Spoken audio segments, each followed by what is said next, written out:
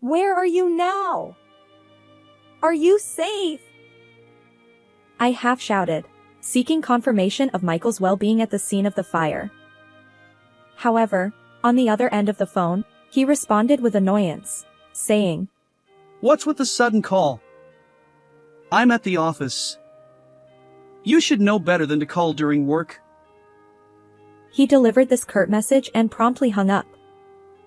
It was inconceivable that he could be working normally amidst a raging fire. Realizing that Michael wasn't at his workplace, I became convinced of his betrayal. I decided to carry out the plan I had prepared earlier. I am Olivia Brown, 29 years old. As a nurse working in a hospital, I face numerous patients every day. Throughout my life, I've been called thoughtful and helpful, and even now as an adult, I enjoy assisting others. That's why I consider nursing to be my calling. In my life, I have a beloved husband whom I've been married to for 2 years. We're currently enjoying our married life together in Michael's company housing. 3 years ago, I met Michael through a mutual acquaintance. At a gathering with several friends, Michael, perhaps triggered by shyness, drank alcohol at a rapid pace and quickly became incapacitated. Due to my profession as a nurse or perhaps my inherent nature, I couldn't leave the inebriated Michael alone. Despite it being our first meeting, I took care of him at my own home. The next day, with no recollection of the previous night, Michael solemnly said one thing: "I'll take responsibility." I couldn't help but burst into laughter. After explaining the situation to the confused Michael and assuring him that there was nothing to be ashamed of, he apologized sheepishly. From there, our relationship began, and after a year of dating, we got married. Now, as we approach our 3rd year of marriage, we haven't yet had children, but I believe we can build a warm home together with Michael. However, lately, Michael's work has become busier. He's been working extra hours on weekends, and when he comes home from work, he often displays a distant attitude. Even when we sit together on the sofa watching TV, he's glued to his phone screen or lets out heavy sighs. Initially, I wondered if I had done something to upset him. I reflected on my actions, but I couldn't pinpoint anything specific. Gradually, I grew concerned about Michael's well-being. I started researching nutritionally balanced menus and began preparing more substantial lunchboxes and dinners. Then, one day, my workplace, which operates on a rotating schedule of day and night shifts, unexpectedly changed my night shift to a day shift. I had originally informed Michael about the night shift, so I intended to let him know about the shift change. However, due to various distractions, I ended up notifying him on the same day. I sent an email saying, "Today's a day shift, so I'll make dinner for you," but the reply didn't come promptly. Focused on work, I assumed he was busy, and several hours later, I received a brief response: "Understood." In the past, Michael used to reply promptly even during work hours, and he would occasionally use emojis in his messages.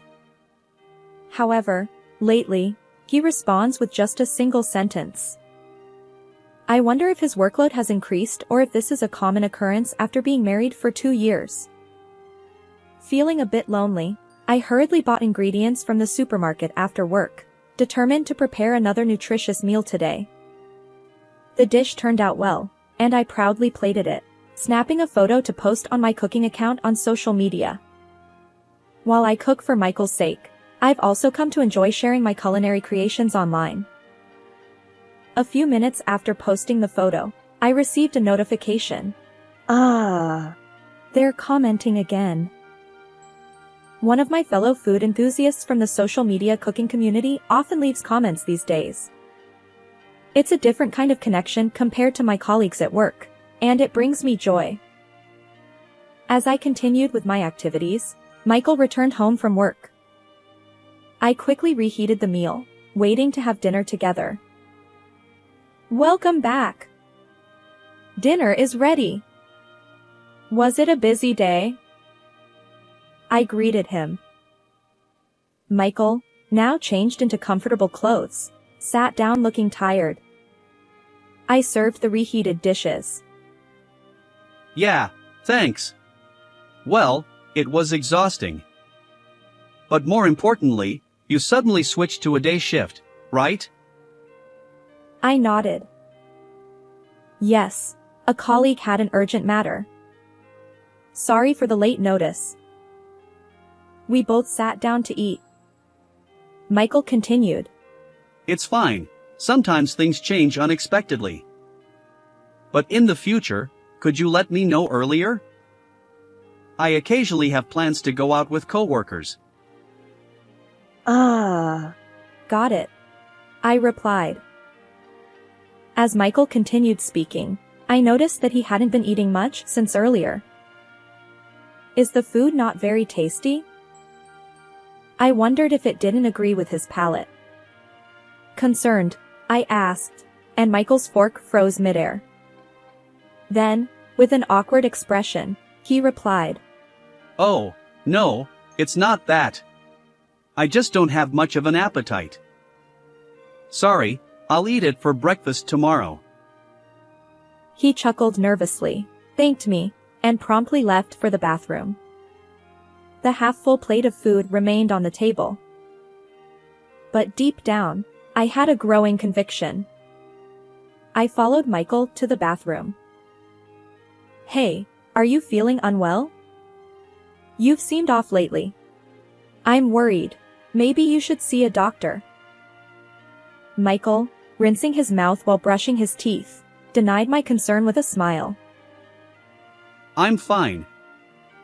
Oh, maybe it's because I've been lacking exercise lately. I'll go for a short walk now. He adjusted his appearance and headed toward the front door. Although I offered to accompany him, he gently declined. Even as I secretly followed him, prepared to assist if he collapsed, a different unease churned within me. Perhaps, despite my outward resolve, my heart harbored other fears. That anxiety was immediately confirmed as I began tailing him. Contrary to my worries, Michael walked confidently until he stopped in front of a park a short distance from our home. He glanced around, then pulled out his phone, seemingly texting someone. Just then, a white car slid into view. Michael approached the car, engaging in a brief conversation with the person in the driver's seat. The dim light made it hard to discern details. As I edged closer to the car, my eyes locked onto the occupant in the driver's seat. She was a young woman with long, bewitching curls. Instinctively, I grabbed my phone, opened the camera app, and captured the scene. Michael got into the passenger seat, and the woman smiled. By the time I snapped out of my daze, their car had already sped away. Shock, confusion, and suspicion swirled in my mind, leaving me frozen in place. Then, I received a message from Michael. Met an acquaintance unexpectedly, so I'll be home a bit late. An acquaintance? Unexpectedly? The vivid image from moments ago burned into my mind, and I couldn't bring myself to believe Michael's words. That day, Michael finally returned home after 1 a.m. My anxiety had reached its breaking point, and tears welled up as I confronted him with the photo I had taken. Michael froze when he saw the picture, then quickly put on a smile. Oh, it's just someone from a client company I happened to meet during my walk. He spoke with certainty, as if rehearsed. We were just discussing work matters. There's nothing more to it. Please believe me. His expression resembled that of a victim, shutting down any further inquiry. Afterward, Michael's work became even busier, and I found myself working overtime more often on the days I had day shifts. Despite our strained relationship, I attempted to find time to discuss the incident, but he always deflected, claiming exhaustion. Yesterday, overtime. Today, working on a day off. Is it really just work? Whenever my focus wavered during work, I couldn't shake the image of Michael and that woman being close. As the morning sun pierced my tired eyes after finishing a night shift, I wondered what lay ahead. Recently, consumed by anxiety and worry, I realized I hadn't been taking care of myself. So, I stopped by a cake shop early in the morning and bought a cake. Feeling slightly brighter, I left the shop and took a different route home. This area had many hotels, and I often saw couples walking who seemed to have secrets. Perhaps due to the early hour, the air felt quiet. Carefully holding the cake to prevent it from crumbling, I thought about how I could enjoy it with tea at home. But then, as I walked on the opposite side of the sidewalk, I glimpsed a young couple emerging from a hotel. My gaze shifted there casually, and suddenly, I froze. It was Michael, squinting his tired eyes and smiling, accompanied by the woman with the long, bewitching curls, the same woman from the car that day. The cake slipped from my hand, crashing to the ground. At that moment, my mind fixated on one mission. I need evidence. Trembling, I pulled out my phone, aimed it at their smiling faces, and snapped a photo. The two of them looked like lovers. My heart raced, and a cold sweat broke out. Michael had been lying after all. As I stared at the fallen cake box and the photo of the two of them, a thought formed in the corner of my mind. We can't be together anymore. The series of events transformed my suspicions about Michael into certainty, and the word divorce began to feel real one day. On that particular day, during my day shift, I was diligently working as usual.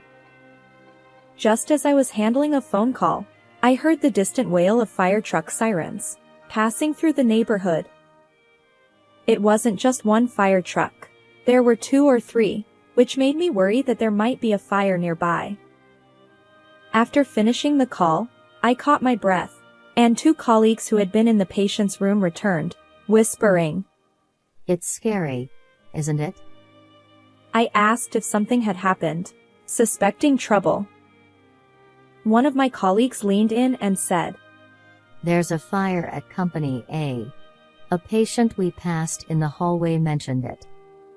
Company A fire. The moment I heard those words, a cold sweat ran down my spine. Excusing myself from my colleagues, I clutched my phone and hurried to a secluded spot. Company A, where the fire had broken out, was the same company where Michael worked. "Please," I prayed silently, as I dialed his number. Today, just like every other day, I had seen him off in the morning as he left for work. Since the incident, we rarely crossed paths at home, and our conversations had dwindled. But I never missed our morning farewell. "Please, answer." As if my prayers had been answered, I heard Michael's voice on the other end after a few rings. Yes. "Where are you now? Are you safe?" I half shouted, seeking confirmation of Michael's well-being. But he responded with annoyance, as if inconvenienced. What's with the sudden call? I'm at the office. You should know better than to call during work. He delivered this curt message and promptly hung up, leaving only the disconnected tone echoing in my ear. Although relieved that he wasn't caught up in the fire, a significant unease settled within me. How could he be working normally amidst such a crisis at his workplace? And his words and attitude, dismissing my concern, fueled my growing anger. Michael was likely not at his workplace now. I had seen him off as usual this morning, but where he was headed probably wasn't the office. Since we got married, I had unknowingly bid farewell to Michael as he went to meet another woman. In the corner of my vision, I caught a glimpse of those bewitching, flowing curls. Determined, I dialed a certain person from my phone. After safely finishing work, I hurried home and began gathering all the furniture and appliances throughout the house. Just then, the intercom buzzed with a ding-dong. When I opened the door, it wasn't Michael standing there but a friend from university. This friend knew about Michael's situation and had volunteered to help with my escape. Despite my last-minute request for assistance with moving, my friend graciously accepted. "Thank you so much. I'll treat you to something next time," I said apologetically. My friend replied with a smile. "You've been through a lot. I'm always here to help." It warmed my heart to have such a good friend. Together, we carried out the furniture and appliances, loading the car with clothes I had already sorted weeks ago. The room, once filled with furniture and appliances I had used since my single days, now appeared empty and desolate. As I gazed at the space, I questioned myself once again. Did I have any lingering attachments to this life? No, I didn't. Without looking back, I confidently turned on my heel and headed toward an apartment near my workplace. Actually, after witnessing Michael leaving a hotel with another woman that day, I went straight to a real estate agency. Although I hadn't firmly decided on divorce, I had already rented an apartment just in case. I thought it was a wise decision. Once I moved my belongings into the apartment, I began unpacking. Then, I suddenly remembered something and pulled out my phone. I held it to my ear, waiting for the automated voice guidance to start. A few hours later, after finishing the moving process, I took a break. That's when a call came through an app. The caller ID displayed Michael. I exhaled and answered after a brief pause. Michael's voice sounded frantic on the other end. "Olivia, where are you now? The house is empty, and my phone isn't working. What's going on?" I replied matter-of-factly. I took my belongings because most of them were originally mine. And about the phone, it was registered under my name, so I canceled it. His urgency came through the phone, but I remained composed. "Besides, can't you use your phone?" I asked. Michael stammered. "Well, I can only use an app when connected to Wi-Fi." "But wait, you're not seriously running away, are you? This has to be a joke." At this point, Michael still seemed unable to fully grasp the situation, and my frustration grew. "Hey, are you seriously saying that? Don't act like you forgot the daytime call. A person at work wouldn't be calmly doing their job in the midst of a fire." I struggled to keep my voice steady, and then I asked the question I had wanted to know all day, or perhaps even longer. "Where were you instead of going to the office? Who were you with?" Michael hesitated, swallowed audibly, and finally broke the silence. His words confirmed what I had suspected. "About that story of meeting a client's woman during my walk the other day, it was a lie. The truth is, she's a coworker, and today, I was at her place." The story he recounted was as I had anticipated. He had been involved with Sophia, the receptionist at his company, for about 6 months. They would meet on my night shifts. However, lately, Sophia had become demanding, so he had lied about working overtime or being on a day off just to see her. And today, they had both taken a day off, spending time at Sophia's place. But when the company called Sophia's phone, they learned about the fire. Michael laid it all out, yet even then, he pleaded over the phone. "Please forgive me." I thought, don't joke around. Finally, hearing the truth from your own mouth was a relief. Although our marriage was short, I had desperately tried to build a good home. I understood that Michael was trying to stop me with a wait, but I ignored it and stated firmly. I ask you to divorce me due to your infidelity. Let's discuss alimony through our lawyers. Goodbye. Despite Michael's apparent desire to say more, my unwavering stance left him with only a resigned yes in response. Subsequently, the fire at Company A made headlines in the local news, reaching a significant scale. But what caught me off guard was the revelation that the perpetrator was Michael's affair partner, Sophia. Early in the morning, Sophia had sneaked into the company's conference room, unraveled the curtain's edge, and ignited a thread using a lighter. The fire rapidly consumed the entire curtain, leaving the conference room in ashes. Fortunately, the building itself suffered only partial damage.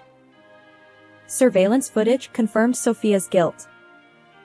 As for her motive, she explained, The married man I was seeing wouldn't divorce his wife, and even threatening to expose our relationship at work didn't work.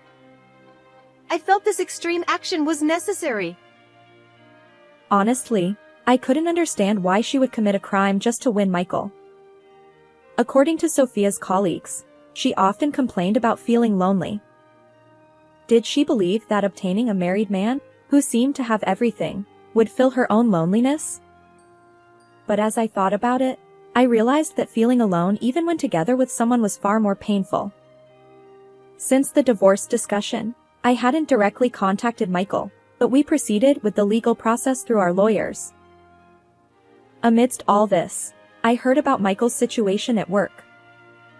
After the fire incident, Michael, who genuinely knew nothing, was shocked when the company's HR informed him of the truth. Sophia was promptly arrested, and news of their affair spread rapidly within the company. Colleagues likened the incident to the one that occurred in a New York City Bronx nightclub in 1990, where a man intentionally set a fire because he wanted to meet his ex-lover. They referred to it as the Happy Land arson incident. Hearing this, I felt a twinge of sympathy, but ultimately, Michael's choice to be with another woman was his own doing.